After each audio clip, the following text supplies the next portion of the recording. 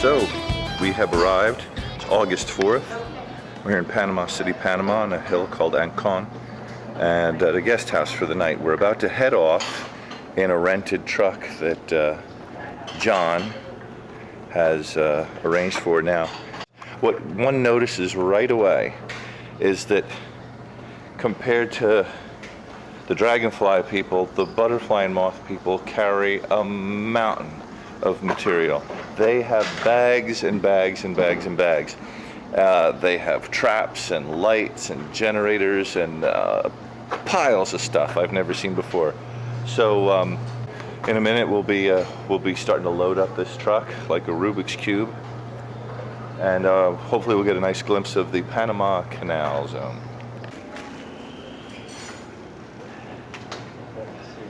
It'd be better to have the generator as far back as possible. Well, this is a moment to show this is how much is on. This is still not yet. Butterfly collectors. We mock the Lepidopterus, but with good reason.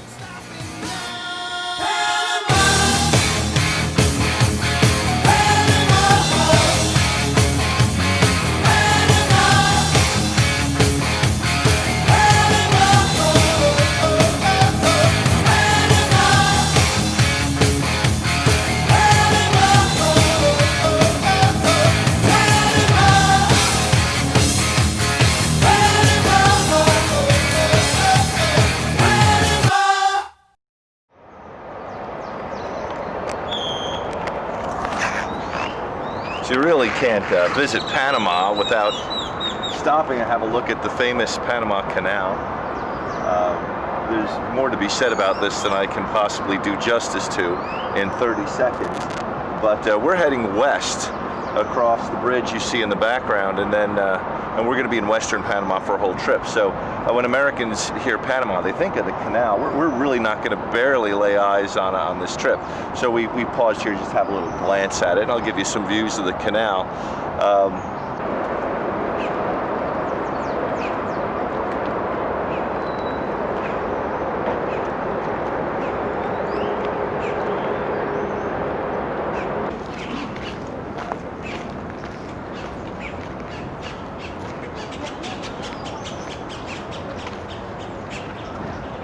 Hey, Elsa, when you came to the United States, you traveled through the Panama Canal? Right.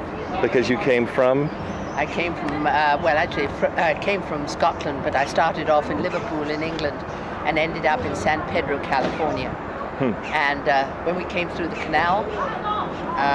1950? 1955. Okay. And when we came through the canal, I saw my very first caiman. And I saw my very first of those great big lizards, the iguanas. Yeah. There was one lying right, we almost went under it on the branch. Right. Oh, it was so thrilling. So your very first trip to the United States was by boat? And you went down through the canal and came up on California? And I had 19 pieces of luggage. 19? Oh my goodness. Well, one set was a set of golf clubs and one was a tennis racket in its cover. Okay. That's still 19 pieces. And then you got a job as a secretary? The day I arrived. The day you arrived? And then you met himself? I did, yes. Blue shirt, tan hat? Yep. And I came over for a year, and 56 years later, I'm still here. No, 57 years later. They haven't kicked you out yet? No.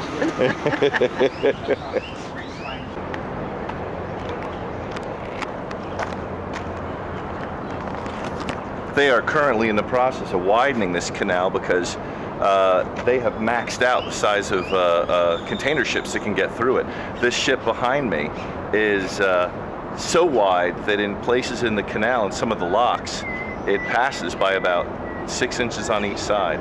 So they're a multi-trillion-dollar effort to widen the canal and allow these ships to go through, because right now for a lot of container traffic, they're actually unloading the containers onto a railway system, taking it across Panama by train, and then loading it onto other ships on the Pacific side.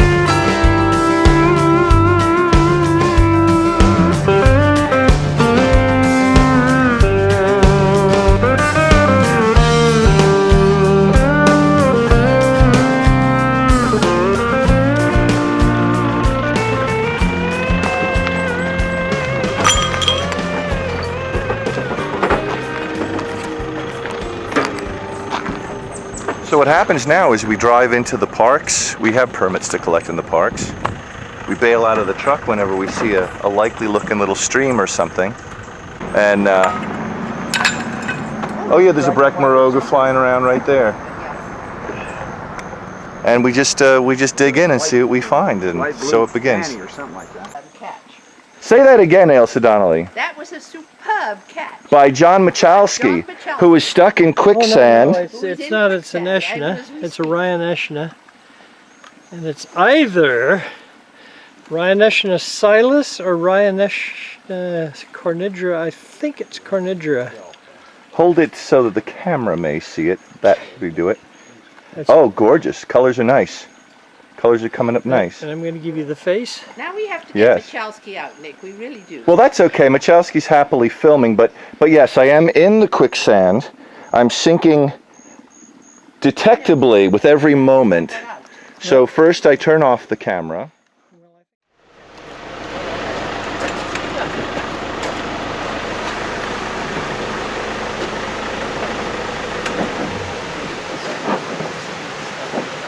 No, I wore them for a long time today. Oh, okay. There's goodies flying over the stream right now. It looked like a heterina just darted right down it. Oh, there you go. Mariposa. That's a swordtail. Nice. That's more pieces.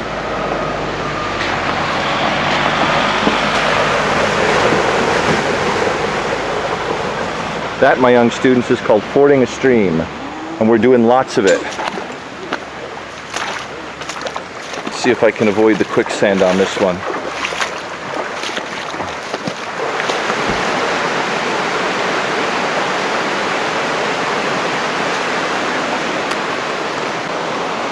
Nick is actually a great and well-known, famous discoverer of things, of dragonflies. He's discovered and named dozens and dozens of species. And what makes him a really great discoverer is he has almost like a Sherlock Holmes kind of database in his head. And he walks a big river like, well, a small river like this, and he sees the little corners and hidey holes and says, that's a good spot for this kind of damselfly, or that would be perfect for that kind of dragonfly. And he just roots it out like a bloodhound. And he gets very, very focused, and he just goes at it and goes at it and goes at it, and he just finds things and finds things and finds things. I tend to walk around like a nature lover and say, ooh, isn't that pretty, isn't that pretty, ooh, look at that butterfly. And Nick gets very, very focused, and he's got this gigantic wealth of stuff in his head. And he comes out of these trips with 5, 6, 7, 8 new species every time.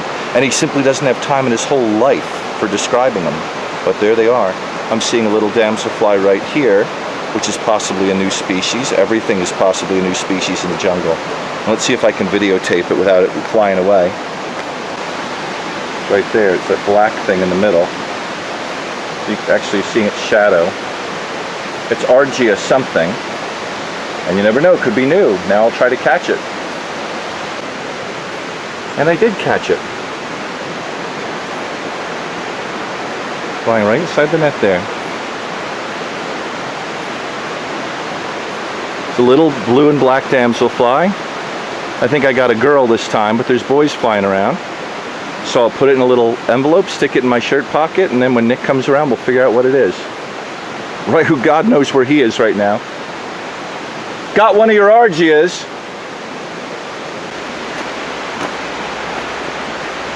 You go up to TW. I think I got a Breckmorga praecox.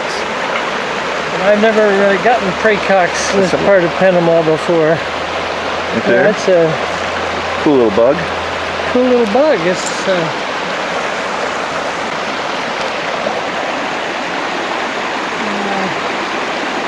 kind of guessing this is an oculata. It's a dark one, but a lot of the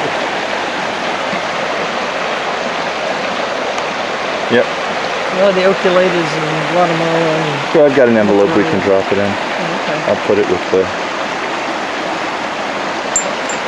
female I just nabbed.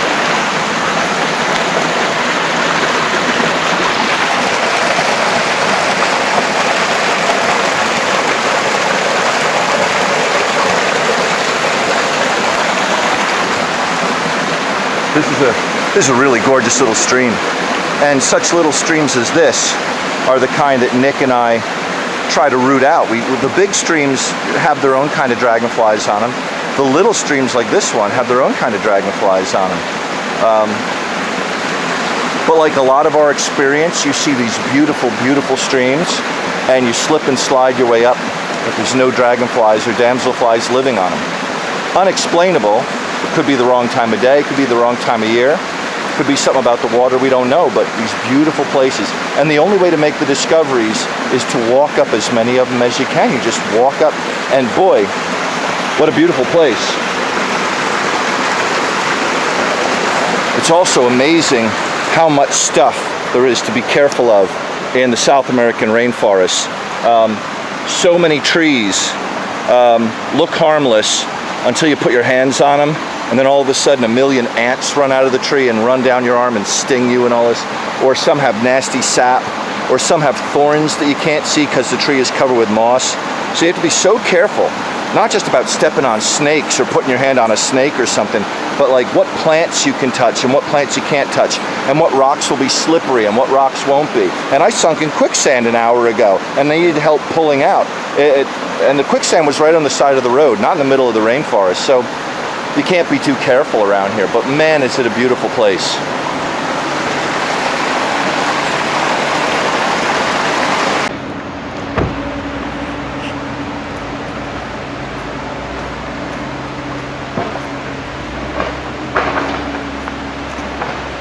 That means they're digging a big hole, folks. And boy, what you'd want to be in is the bridge building business in Panama right now. We have driven over more new bridges that are getting knocked through this incredible forest. And up there is what looks like a spectacular waterfall. We're going to take a look at that in a minute.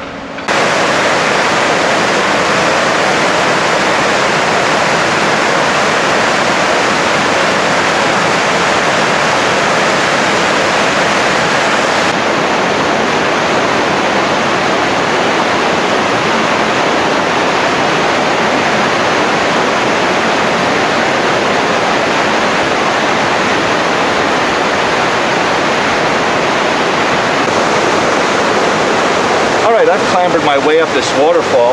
I put my wallet and passport and all that junk in Ziploc bags in case I fall in.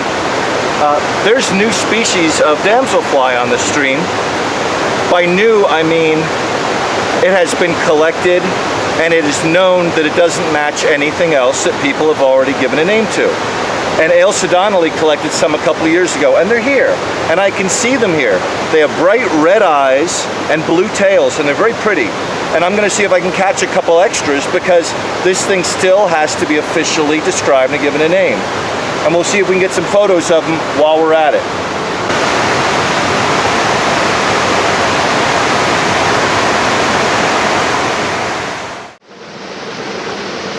I'm in this gorgeous waterfall.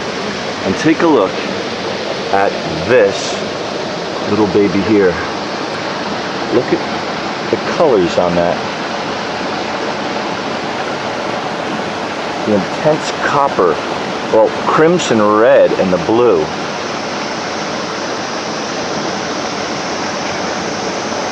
Great bug.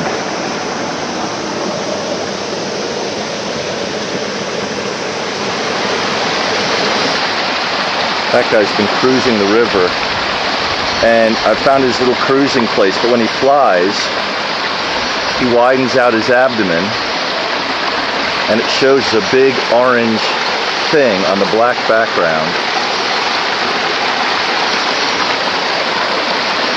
Wherever he went off to. He's a bug that's cooler alive than dead, I'm afraid. There he is.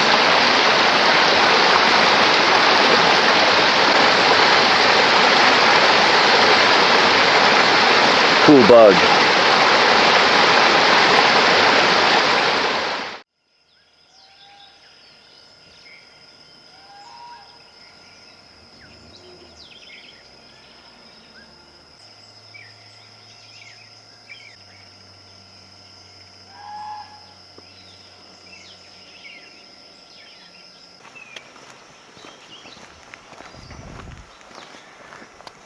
This is more like it for me.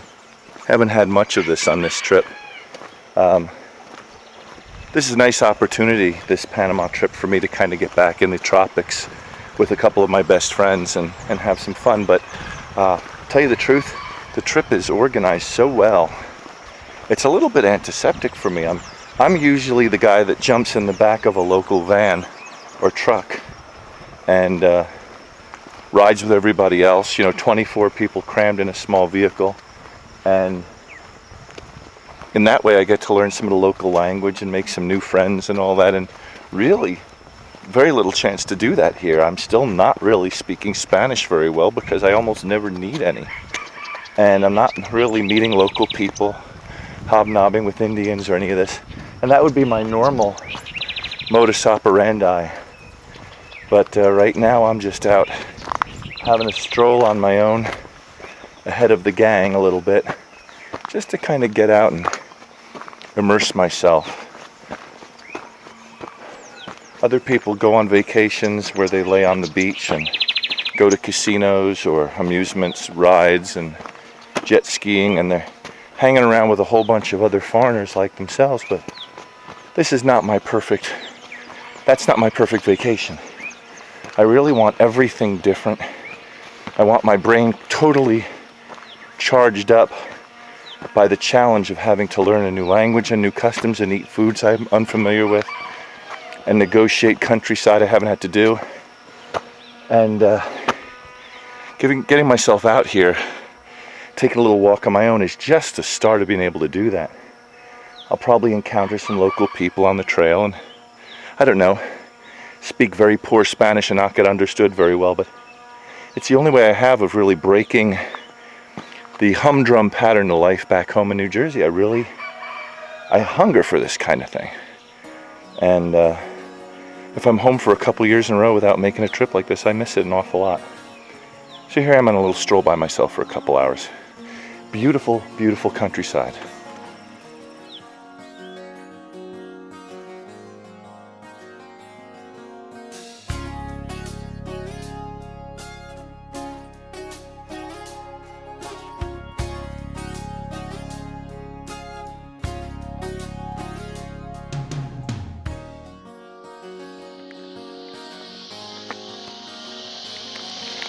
Hey, I just found my first cool bug of my Panama trip on day 3 of walking around trying to collect. This little stream in the middle of nowhere is my idea of a cool spot. I spent part of the morning with Nick and Ailsa at a pond out in the sun, and if you're not a dragonfly person, you'd say, well, pond is a great place for dragonflies. To me, ponds are kind of so what habitats for dragonflies, because a lot of what flies around ponds can be found in broad range of areas. I love these little shady streams, and Nick is smart enough to love these shady streams too, but he's out chasing stuff at the pond, so we got our walkie-talkies on, so that we can keep track of each other. And I dug into this little stream, and I just got the first cool bug, the kind of forest thing you only find here and there in the whole wide world. And I'll dig it out of the net, and you'll see it's in here. And let's see if I can get it without letting it go. See, I don't even know what it is. But take a look at the black spots on the tips of its wings. You don't see that everywhere. And then, sorry, I got to turn the camera around like this. Take a look at the pretty colors on it. Really kind of neat colors. Blue, blue, blue. It's got long pinchers at the end of its tail, and I don't know what it is. It might be a thing that Nick was talking to me about called Myocora. But whatever it is, it may be a new species, and it's these weird little habitats that you get the new stuff. So I'm quite pleased.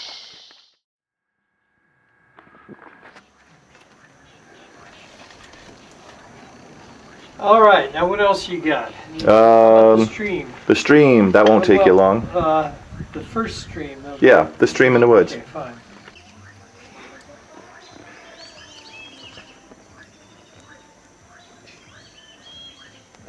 This is the dirty work of the job. The tedious work. Sure is. This is today's catch. No, that was yesterday. That's yesterday's. Today's is when you're here. Today's is growing by leaps and bounds. Actually, it was a busy day. Busy morning.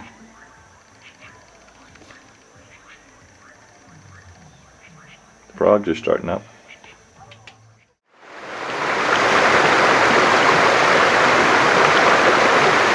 So here I am on a beautiful mountain stream in a rainforest north of Santa Fe in the country of Panama, in Central America.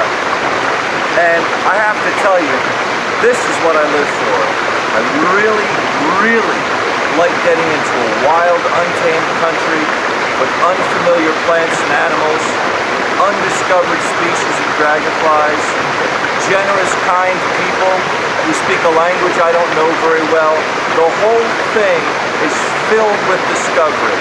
From every meal I take, to every bus ride I ride, to every stream I walk, and this just gives me the kind of intellectual excitement that I just can't find when I stay at home. So as often as I can, I try to find some place worth visiting. In addition to that, I'm with two of my favorite people in the world, Nick and Ailsa Donnelly. And it's just so much fun to travel with them and spend the time. Every minute's a lot of fun. Enjoy the scenery.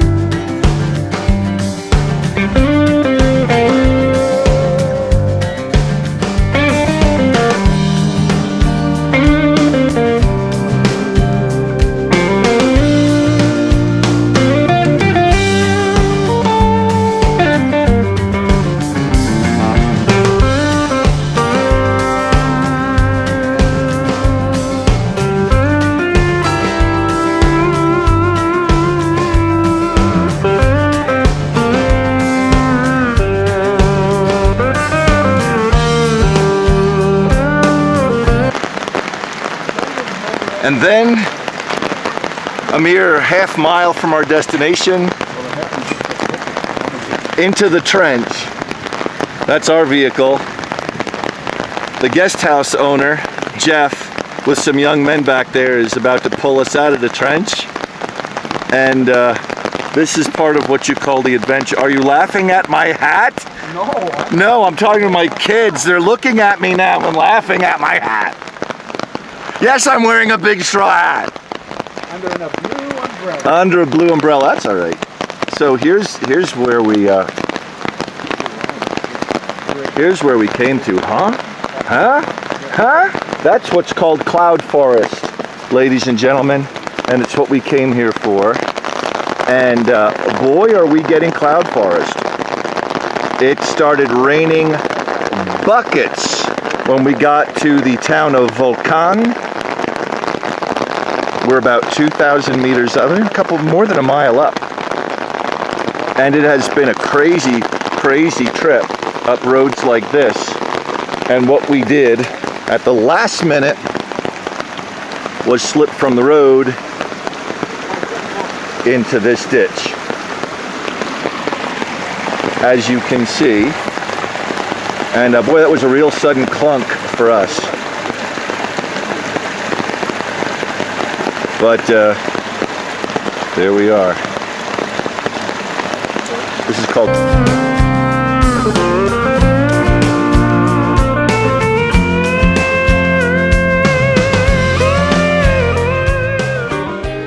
So we've now arrived at the Mount Totumas Cloud Forest Lodge. It's run by Jeff and his wife Alma, and they've just finished building this cabin. Our group is the first official group to stay there, and we're several thousand feet up in elevation. It's a really totally different environment, and it's called a cloud forest. The clouds surround the area so much that it's almost always covered with a misty dew, and the animals live here are totally different. So this is a really new part of our adventure, and looking forward to seeing what'll happen. There's supposed to be monkeys and all kinds of cool stuff here, so Should be a lot of fun.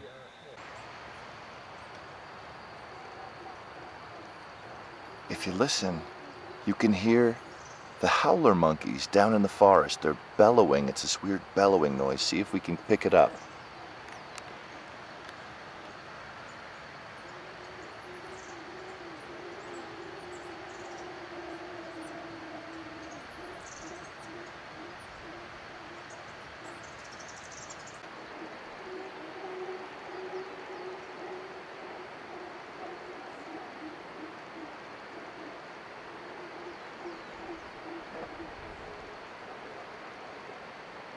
The howler monkeys bellow in family groups every morning to advertise their territory.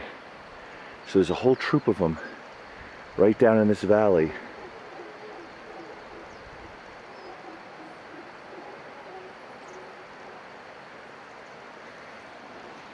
We're at a spot at the lodge called The Point, and they set up a sheet last night to attract moths. And take a look at some of the amazing insects they gathered. Look at this one shaped just like a leaf. And look at this fantastic big moth. It's called a Rothschildia. You can see it's a big guy. Look at this one, looks just like a piece of stick. When it's resting on a tree during the day, nothing will recognize it as a moth. Safe. Look at this one, colored just like the lichens and moss on a tree trunk. Look at this one, so unmoth shaped when it's resting. See, natural selection just creates this, what Darwin called infinite variety. Look at all the different types of camouflage. Look at this one, looks like a broken twig. The end where its head is even has rough edges and brown color in the middle and bark color on the outside. As a scientist, I just never get tired of the variety of nature.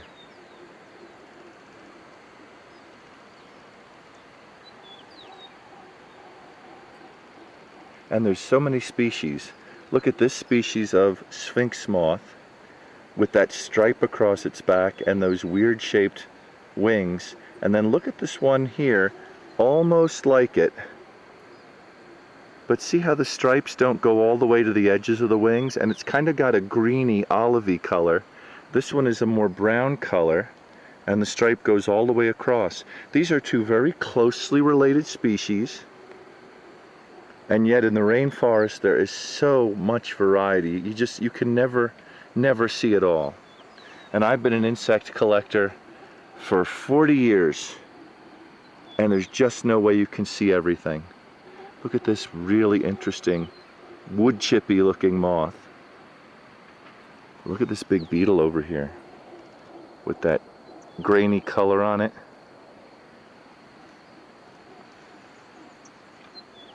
Just in the moths alone, you get an idea of the tremendous variety of species in the tropical rainforest.